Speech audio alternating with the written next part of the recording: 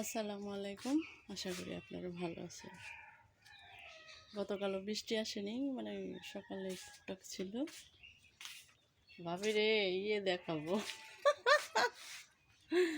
আর আজকে তো বৃষ্টি নাই একদম, মানে ওরকম রৌদ্র না, কিন্তু বৃষ্টি নাই সকাল থেকে, কোনো বৃষ্টি নেই রাতে থেকে। কালকে সকালবেলায় একটু একটু ছিল। দেখেন আজকের এটা পরিবেশটা, রৌদ্র নাই তো এরকম, মানে হালকা মেঘলা মেঘলা ভাব। এখন বাবার বাড়ি থেকে আসলাম 10টা বাজে। আসার সময় বাজার করে নিয়ে আসলাম, কারণ বাজারের উপর দিয়ে আসা যাওয়া, বাজারের ওইখানে আমাদের বাড়ি, সেজন্য অনেক সুবিধা। আসা যাওয়ার পথেই যে কোনো জিনিস, দরকারি জিনিস করা যায়, কিনে আনা যায়। দেখেন সকালে সকালে বাজার দিয়ে ওইখান দিয়ে আসছি, একদম তাজা কেবল মাছ, মানে বাজারে নিয়ে কেবল বসতেছি, আর তখন কিনে নিচ্ছি। আমার ফোনে চার্জ ছিল না দেখে আমি ভিডিও করতে পারিনি। মাছ কাটা শুরু করেছি, কারণ মা বেয়াপা তার বোনের বাসায় বেড়াতে গেছে, সে নাই। তার ছেলে বউ নাকি সকালবেলা আমি আসার আগে উঠান টুঠান টুকটাক ঝাড়ু দিয়ে গেছে, ঘরে তালা। এই যে সেজন্য এই যে মাছগুলো আমি কুটা শুরু করছি। আর তখন যে চার্জ দিয়ে নিয়ে আসলাম, দেখেন ফেকা মাছ, এগুলো একদম তাজা। বোয়ালের বাচ্চা, তারপরে যে এগুলো হলো কালকিনি বলে। এই যে তাজা মাছ, সরপুটি, নোরা, মানে এগুলা দেখেন।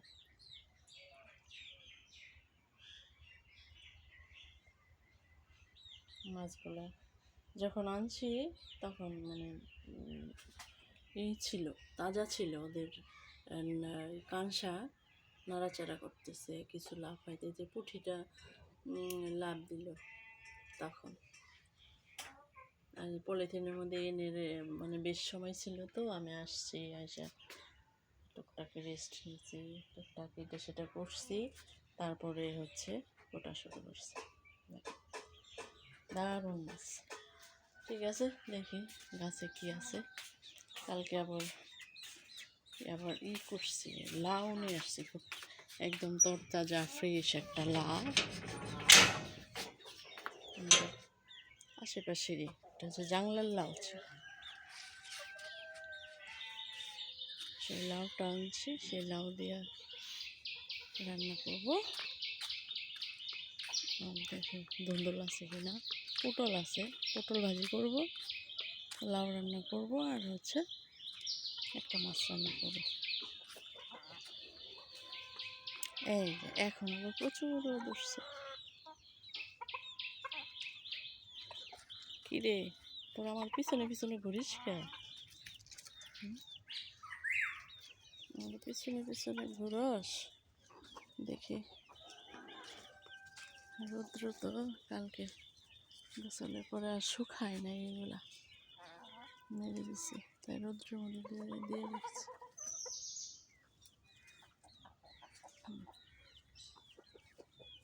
আমার গাছগুলো পড়ে যায়, ছিঁড়ে গেছে, কিছু কিছু গাছ ছিঁড়ে গেছে। এটা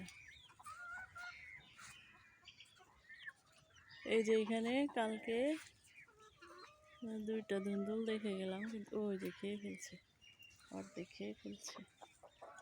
কি জানি পাখি না কি সে জানে, এই খেয়ে ফেলে। দেখেন একটা কত বড়, এই যে একটা ভিতরে ভিতরে দেখা যায় না, এই যে এটা ছিঁড়তে হবে। আর এই যে আমার সাহেব আলু, এই যে সাহেব আলু, এই সমাজে কত ক্ষতি হয়েছে। আমার সাহেবগুলো 7-8টা সাহেব আলু গাছ লাগাইছি, এগুলা এখন যদি উঠায় না দেই, যেটা ছিঁড়ে গেছে ছিঁড়ছে, আর বাকিগুলো যদি উঠায় না দেই তাহলে এটা মরে যাবে। ওই যে আরেকটা দেখুন পাতার ফাঁকা ফাঁকা, ওই যে এখনো খুঁজে বের করলে কতগুলো বের করা যাবে। ওই যে খেয়ে খেয়ে ফেলছে, কি প্রায় খায়। এই যে দেখেন ওরকম করে খেয়ে রাখে। এখানে দুইটা ছিল, একটা পুরোটাই খাইছে আর আর একটা অর্ধেক। আর আমার বেগুন গাছ ওই যে ওই পাশে ছিল, এই পানিতে মরে গেছে। আর এই যে এইখানে দুইটা ছিল, একটা মরে গেছে আর এই যে এটা আছে, এটা মরার মধ্যে দেখেন কি ফাইন বেগুনটা ধরে আছে। এখান থেকে কয়েকদিন পর পরই 2-4টা করে বেগুন পাওয়া যায়। এই যে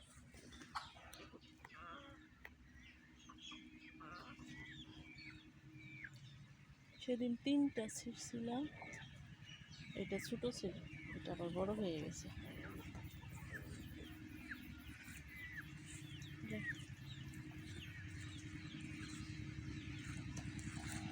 ঠিক আছে, তাহলে তো আমার রান্নারই হয়ে গেল। আছে পটল ভাজি করব। পটল ভাজি আমার পছন্দ, সবারই পছন্দ, সাহেবেরও পছন্দ, যেহেতু সাহেব নাই। বেশি করে পেঁয়াজ দিয়ে পটল ভাজিটা খুব পছন্দ। পটল ভাজি করব আর মাছ রান্না করব। মাছের মধ্যে শুধু একটা বা দুইটা দিন জলদি অল্প করে, আর লাউ রান্না করব। সেজন্য আমি 2-1টাই নিয়ে যাই। এই যে ধনে পাতা, বিলাতি ধনে পাতা, এখন তো সিজনালি ধনে পাতা নেই।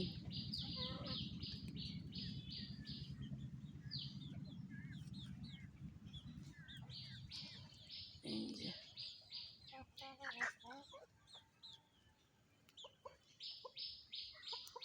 এইগুলার অনেক সেন্ট, একটু দিলেই মুরগি খেয়ে ফেলে, বড় বড় হয়। আমি আবার প্রায় দিনই তুলি। এই যে দেখেন, এই আমার হাতে ময়লা। এই যে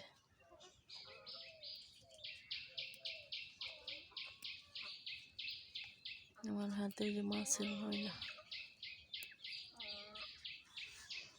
বাস এই কটাই হয়ে যাবে, বেশি লাগবে না, কারণ ছোট ছোট পাতা। মাছের ময়লা এগুলো অনেক বড় হবে, কিন্তু ওই যে একটু একটু কুশি কুশি হয়। আর তখন আমি আমার যে যা লাগে প্রতিদিনই টুকটাক করে পাতা ছিঁড়ে ফেলি। আর হচ্ছে মুরগি তো আছে। এই যে দেখেন আমি লাগাইছি, জানি এই আনারস গাছটা লাগিয়েছি, এটা 2টা মুখ। এই যে এইখানে একটা মুখ, এইখানে একটা, আশা করি নাকি ওই পাশে আরেকটা আছে, একটার থেকে 2-3টা ধরবে আনারস। এই তোরা এখানে থাকিস, আবার শিয়ালে জানি না নেই তাদের। আয় আয় আয়, না না তোদের এখন না থাকবে। দেখেন দৌড়ে দৌড়ে জড়ো হইতেছে। যাক ঠিক আছে।